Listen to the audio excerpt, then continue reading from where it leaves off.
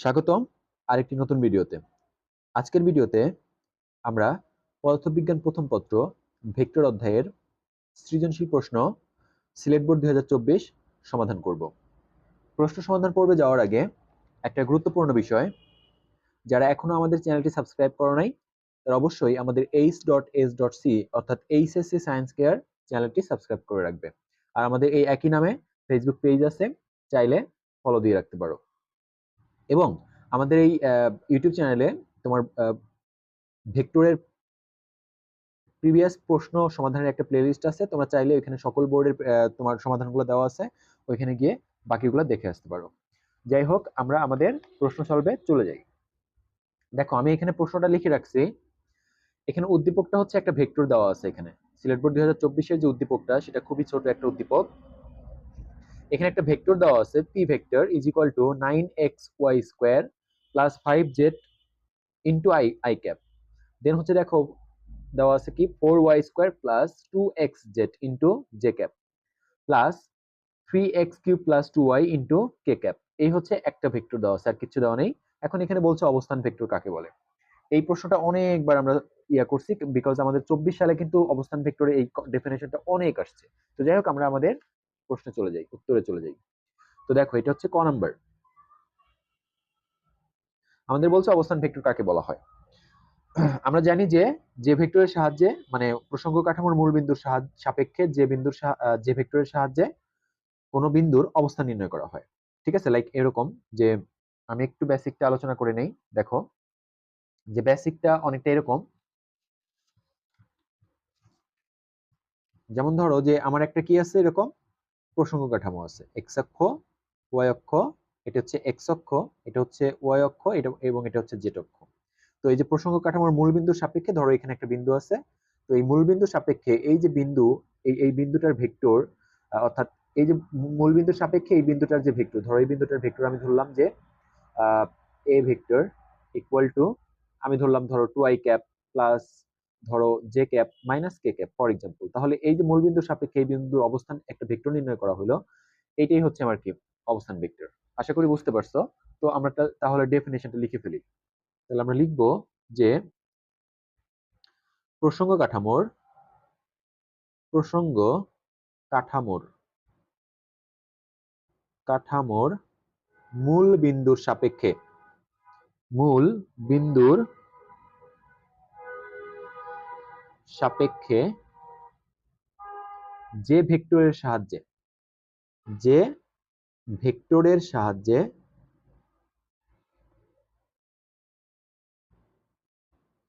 কোনো বিন্দুর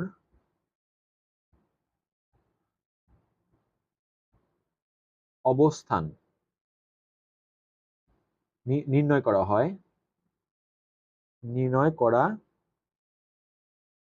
হয়, ওই ভেক্টরকে অবস্থান ভেক্টর বলে। অবস্থান ভেক্টর বলে। সো এই হচ্ছে আমাদের ক নাম্বার। এটুকু দিলে কিন্তু আমাদের ক নাম্বারের প্রশ্নের অ্যান্সার হয়ে যাবে। এরপরে আমরা যাব দেখো পরের প্রশ্নে, খ নাম্বার প্রশ্নে চলে যাব। খ নাম্বার প্রশ্নটাতে আমাদের বলা হয়েছে যে দুইটি ভেক্টরের মান শূন্য না হলেও ডট গুণন শূন্য হতে পারে, ব্যাখ্যা করো। সো নর্মালি আমাদের একটা সৃজনশীলের ক খ নাম্বার প্রশ্নগুলো কিন্তু উদ্দীপক রিলেটেড হয় না। গ নাম্বার এবং ঘ নাম্বার প্রশ্নগুলো কিন্তু উদ্দীপকের সাথে সম্পর্কিত থাকে। সো যাই হোক, আমরা এখানেও কিন্তু সেই তার ব্যতিক্রম দেখতে পাচ্ছি না। ক খ কিন্তু আমার উদ্দীপক থেকে করেনি প্রশ্নটা। ওকে, তো আমাদের খ নাম্বার অ্যান্সারটা দিই। খ নাম্বার অ্যান্সারে কি বললো যে দুটি ভেক্টর যদি শূন্য নাও হয় তাও কিন্তু ডট গুণ শূন্য হতে পারে। হ্যাঁ, অবশ্যই হতে পারে, আমরা দেখি সেটা। তো এটা হচ্ছে আমাদের খ নাম্বার প্রশ্ন। দেখো, আমি একটু বেসিকটা বলে নেই। বেসিকটা এখানে কি, আমাদের বেসিকটা হচ্ছে এটা, যে আমরা সবাই কিন্তু জানি যে একটা ভেক্টরের সাথে আর একটা ভেক্টরকে যখন ডট গুণ করা হয় তখন কিন্তু আমাদের এটা লেখা যায় যে বি কস থিটা লেখা যায়। অর্থাৎ ভেক্টর দুটির মান এবং তাদের মধ্যবর্তী কোণের কোসাইনকে গুণ করলেই কিন্তু আমরা ডট গুণ ফলের মান পেয়ে যাই। তো এখানে বিষয়টা হচ্ছে, দেখো যে আমি যদি এটা শূন্য নাও হয় কিন্তু থেটা, ধরো আমি যদি থেটা শূন্য করে দেই, আমরা জানি সবাই কস থিটার কস 0 ডিগ্রি মান কত হয়, কস 0 ডিগ্রি মান 0 হয়। ঠিক আছে, আচ্ছা সরি, আমি 0 না, 90 ডিগ্রি যদি করে দেই, 90 ডিগ্রি যদি করে দেই, সেটা যদি 90 ডিগ্রি করে দেই, আমরা সবাই জানি 90 ডিগ্রির মান হচ্ছে 0। তার মানে এ আর বি যদি শূন্য নাও হয়, কিন্তু তাদের মাঝখানের কোণ যদি 90 হয়, অর্থাৎ ভেক্টর দুটি যদি পরস্পর লম্ব হয়, তখন কিন্তু তারা শূন্য হয়ে যাবে। তো যাই হোক, আমরা এই জিনিসটাই বুঝাই দিব যে আমরা জানি, লিখি, যদি যদি দুটি ভেক্টর এ এবং বি হয়, তাহলে আমরা কি লিখতে পারবো দেখো, A vector dot B vector is equal to লিখতে পারবো হচ্ছে আমরা এ বি কজ থিটা। আচ্ছা, যদি থিটা ইকুয়াল টু 90 ডিগ্রি হয়, অর্থাৎ এ ভেক্টর এবং বি ভেক্টর এ লম্ব হয়, এর মধ্যবর্তী, আমি এইভাবে লিখলাম, মধ্যবর্তী কোণ 90 ডিগ্রি, অর্থাৎ লম্ব হয়, অর্থাৎ লম্ব হয়, তাহলে তাহলে cos 90 ডিগ্রি ইকুয়াল টু 0 হবে। তখন এ ভেক্টর এবং বি ভেক্টর এর মান 0 না হওয়া সত্ত্বেও, না হওয়া সত্ত্বেও A vector dot B vector is equal to 0 হবে। তো এই হচ্ছে আমাদের খ নম্বরের অ্যান্সার, এটুকু লিখে দিলেই হয়ে যাবে। তার মানে ভেক্টর দুটি মানে লম্ব যদি হয়, তাহলেই কেবল কিন্তু তাদের তোমার যে ডট গুণ 0 হবে, যদি ভেক্টর দুটি 0 নাও হয়। তো যাই হোক, আমাদের খ নম্বর প্রশ্নে চলে গেল। এরপরে আমরা গ নম্বর প্রশ্নে চলে যাব। দেখো, গ নম্বর প্রশ্নটাতে এখানে কি বলা হয়েছে, বলছে যে -1,1,1 অবস্থানে পি ভেক্টর পি এর, অর্থাৎ এই পি ভেক্টরটার ডাইভারজেন্স নির্ণয় করো। তো আমরা একটু বেসিকটা আলোচনা করে নেই। দেখো, বেসিকটা আলোচনা করে নেই, যে বেসিকটা কি আমাদের এখানকার। দেখো, আমরা কিন্তু সবাই জানি যে এটা কি, এটাকে বলা হয় ন্যাবলা, অনেকে ডেল বলে, আবার অনেকে ন্যাবলা বলে, এটাকে ন্যাবলা বলে, ন্যাবলা। তো এই ন্যাবলা ইকুয়াল টু আমরা কিন্তু লিখতে পারি del by del x I cap, then হচ্ছে del by del Y J cap, then হচ্ছে del by del Z K cap, এরকম কিন্তু আমরা লিখতে পারি। এবং আমরা জানি কোনো ভেক্টরের সাথে এই ন্যাবলার যদি কি করা হয়, এই ন্যাবলার সাথে কোনো ভেক্টরকে যদি ডট গুণ করা হয়, তাহলেই কিন্তু ডাইভারজেন্স পাওয়া যায় ওই ভেক্টরটার। ঠিক আছে? তো যেহেতু আমাদের এইখানে এই পি ভেক্টরটার, দেখো, এই পি ভেক্টরটার ডাইভারজেন্স বের করতে বলছে, কত অবস্থানে, সেটা এইখানে এই অবস্থানে -1,1,1 এই অবস্থানটা আমরা পরে দেখতেছি, আগে আমরা পি ভেক্টরের কি করব, ডাইভারজেন্স বের করব। তো তাহলে আমরা আগে এই ন্যাবলার সাথে ডাইভারজেন্সের পি এর বি ভেক্টরটার কি করব, ডট গুণ করব। তো এটা হচ্ছে আমাদের গ নাম্বার প্রশ্ন। গ নাম্বার প্রশ্নটা দেখো, আমরা জানি, আমার দেয়া আছে, আগে লিখি, দেয়া আছে আমাদের যে ভেক্টরটা, সেটা আমরা উঠাই নিব। দেয়া আছে P vector is equal two, এখানে আছে দেখো, আমাদের পি ভেক্টরটা যে দেওয়া আছে 9x প্লাস 5z, এরকম আছে, আমি উঠাই নিতেছি। এখানে আছে 9x plus 5z into I cap, then হচ্ছে প্লাস 4y² প্লাস 2xz আছে, দেন হচ্ছে আমার জে ক্যাপ, প্লাস এখানে আছে 3x³ plus 2y into K cap, এটা হচ্ছে আমাদের আছে ভেক্টরটা। এখন আমরা জানি, দেখো আমাদের ন্যাবলাটা আমরা একটু লিখে নেই, আমরা জানি nabla is equal to del by del x I cap, del by del Y J cap, del by del Z K cap. সুতরাং পি ভেক্টর এর ডাইভারজেন্স, আমরা কি বলছি, যে যার ডাইভারজেন্স বলবো, ন্যাবলার সাথে তার ডট গুণ করতে হবে, ডাইভারজেন্স কি হবে, ন্যাবলা নিলাম, ন্যাবলার সাথে এই পি ভেক্টরটার আমি ডট গুণ করলাম। এখন দেখো যে আমরা এটা সমান কি লিখতে পারবো, এই যে ন্যাবলার তো মানটা আমরা জানি, del by del x I cap plus del by del Y J cap plus del by del Z K cap. এটা হচ্ছে আমার ন্যাবলার ভেক্টরটা ছিল, ডট আমাদের যে পি ভেক্টরটা ছিল সেটা উঠায় নেই আমরা, 9xy² plus 5z into I cap. তারপরে আমি একটু নিচে লিখি, এখানে জায়গা কম, নিচে লিখতেছি, দেন হচ্ছে প্লাস, তারপরে কি আছে দেখো, 4y² plus 2xz into J cap. Then হচ্ছে আমার আছে 3x³ প্লাস 2y ইন্টু কি কে ক্যাপ। তো আমরা সবাই কিন্তু জানি যে ডট গুণের সময় কি করতে হয়, আমার আয়ের সহগ এবং আয়ের সহগের সাথে আয়ের সহগ, জের সহগের সাথে জের সহগ, কের সহগের সাথে কের সহগ গুণ করতে হয়। তাহলে দেখো এখানে আয়ের সহগটা আছে del x, del by del x, এখানে আছে আয়ের সহগ, এবং এইখানে আয়ের সহগ কিন্তু আছে এই টোটালটা, এই যে আয়ের সহগ আছে 9xy² প্লাস 5z। তো আমরা এই বাই ডেল এক্স এর সাথে আমরা গুণ করবো হচ্ছে 9xy² প্লাস 5z, এইটুকুকে গুণ করবো। দেন হচ্ছে প্লাস দিলাম, দেখো এখানে তোমার এই যে জের সহগ আছে ডেল বাই ডেল ওয়াই, এবং এখানে জের সহগ আছে এই টোটালটা 4y² প্লাস 2xz। তো আমরা ডেল বাই ডেল ওয়াই এটার সাথে আমরা গুণ করব হচ্ছে 4y² প্লাস 2xz। দেন হচ্ছে কে এর সহগ আছে দেখো এখানে আমাদের plus plus del by del z, এখানে কে এর সহগ আছে হচ্ছে 3x³ প্লাস 2y।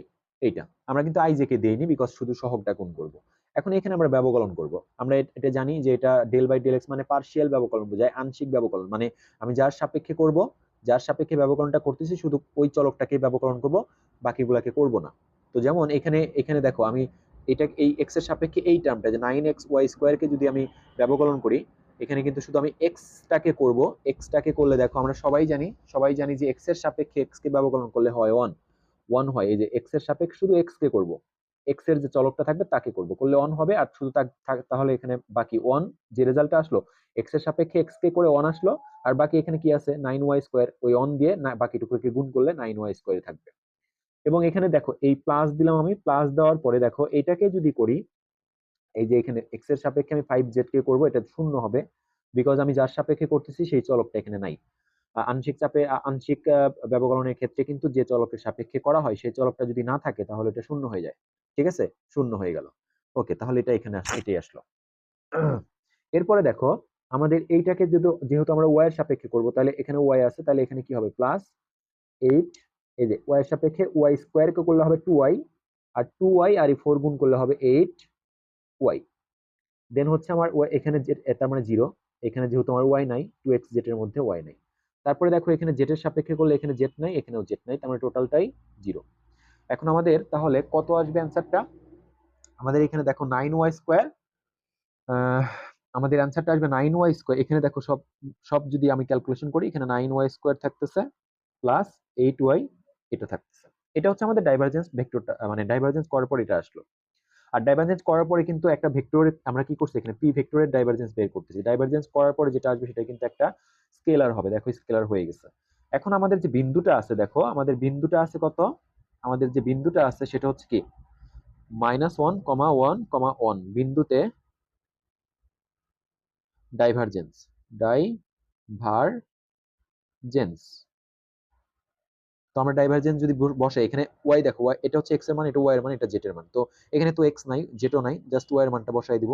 তো ডাইভারজেন্সটা কত হবে দেখো, 9 into 1² plus 8 into 1, that is দেখো 9 প্লাস 8, এটা কত হবে, এটা হবে হচ্ছে 17। This is the answer. দেখো এই হচ্ছে আমাদের ডাইভারজেন্সের মানটা চলে আসলো। এইভাবে আমরা ডাইভারজেন্স বের করে ফেলতে পারি। ওকে, আর যদি তোমরা বিস্তারিত না বোঝো, আমাদের কিন্তু ইউটিউব চ্যানেলে এটার বিস্তারিত ক্লাস দেওয়া থাকবে, আছে ওইখানে, এদিক গিয়ে আমরা বিস্তারিত এটা দেখে আসতে পারো। তো যাই হোক, আমাদের এই হচ্ছে ডাইভারজেন্স গেল। এর পরের প্রশ্নটা দেখো, আমরা ঘ নাম্বার যেটা সেটা করব, যে ভেক্টর পি এর পি কি অঘূর্ণনশীল, গাণিতিকভাবে বিশ্লেষণ করো। দেখো ঘূর্ণনশীল নাকি অঘূর্ণনশীল, সংরক্ষণশীল নাকি অসংরক্ষণশীল, এই কথাগুলা কিন্তু আমাদের কার্ল, ভেক্টরের কার্লের সাথে রিলেটেড, তোমরা সবাই জানো হয়তো। তো আমি একটু বেসিকটা বুঝাই। দেখো আসলে অঘূর্ণনশীল, দেখো ঘূর্ণনশীল মানে কি, একটা হচ্ছে ঘূর্ণয়নশীল, ঘূর্ণয়নশীল, যেটা ঘূর্ণয়নশীল সেটাই কিন্তু আবার, যেটাই ঘূর্ণয়নশীল সেটা কিন্তু আবার কি অসংরক্ষণশীল। অসংরক্ষণশীল। তার মানে কখনো প্রশ্নে ঘূর্ণয়নশীলের কথা বলতে পারে, আবার ঘূর্ণয়নশীল না বলে অসংরক্ষণশীলের কথা বলতে পারে, দুইটা একই জিনিস।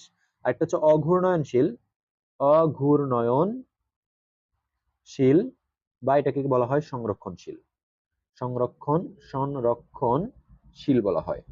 তো একই কথা, ঘূর্ণয়নশীল যে কথা, অসংরক্ষণশীল একই কথা, আর অঘূর্ণনশীল কথা যে কথা, সংরক্ষণশীল একই কথা। তো দেখো এই কথাটা মানে অঘূর্ণনশীল কখন হবে বা অঘূর্ণনশীল বা সংরক্ষণশীল হবে কখন, যখন একটা ভেক্টরের কার্ল, আমরা জানি কার্ল মানে হচ্ছে cos গুণ, যার যার কার্ল বের করতে হয়, যেমন পি ভেক্টরটার মানে কোন একটা ভেক্টর অঘূর্ণনশীল নাকি সংরক্ষণশীল, অঘূর্ণনশীল বা সংরক্ষণশীল হবে যদি ওই ভেক্টরটার কার্ল শূন্য হয়। তো এই পি ভেক্টরের কার্ল হচ্ছে ন্যাবলার সাথে ডাইভারজেন্সে যেমন ডট গুণ করতে হয়, কার্লের ক্ষেত্রে ক্রস গুণ করতে হয়, করলে এই টোটাল রেজাল্টটা শূন্য আসতে হবে, তাইলে কিন্তু অঘূর্ণনশীল বা সংরক্ষণশীল হবে।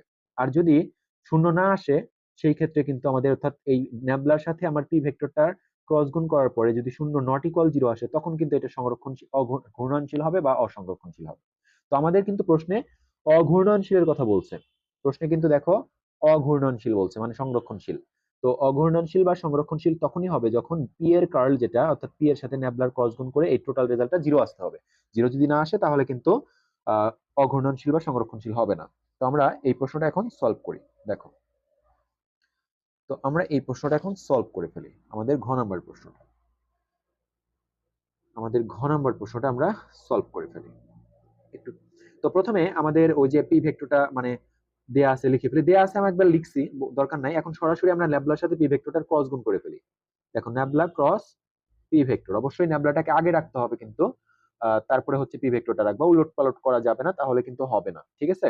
তাহলে এইটার সময় আমরা সবাই কিন্তু ক্রস গুণের সূত্র জানি, যে ক্রস গুণকে নির্ণায়কের সাহায্যে বের করা যায় আই ক্যাপ, তারপরে যে ক্যাপ এখানে লিখতে হবে কে ক্যাপ, তারপরে প্রথম প্রথম এখানে এখানে লিখতে হবে এই যে তোমার প্রথম যে ভেক্টরটা লিখছি ন্যাবলা, তার আয়ের সহগ হচ্ছে ডেল বাই ডেল এক্স, তারপরে জে এর সহগ হচ্ছে ডেল বাই ডেল ওয়াই, তারপরে কে এর সহগ হচ্ছে কি ডেল বাই ডেল জেড। আচ্ছা আমার একটু এখানে মেবি জায়গাটা কম হয়ে যাবে, একটু বড় করে লিখবো আমি, হ্যাঁ এটা একটু কেটে দিই, হ্যাঁ আমি এইখান থেকে স্টার্ট করি।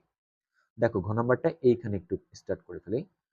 তাহলে ন্যাবলার সাথে আমরা কি করব, ন্যাবলার সাথে পি ভেক্টরটার ক্রস গুণ করব, ক্রস গুণ করলে আমাদের এখানে আই ক্যাপ, দেন হচ্ছে জে ক্যাপ, দেন হচ্ছে কে ক্যাপ, একটু বড় করে নিতে হবে বিকজ আমাদের এই যে পি ভেক্টরের আয়ের সবগুলো অনেক বড়। আয়ের শখটা কিন্তু দেখো পি ভেক্টরের আয়ের শখটা হচ্ছে এই টোটালটা, এখানে এই টোটালটা বড় বড় সংখ্যা আছে, তো আমরা একটু বড় করে নিলাম।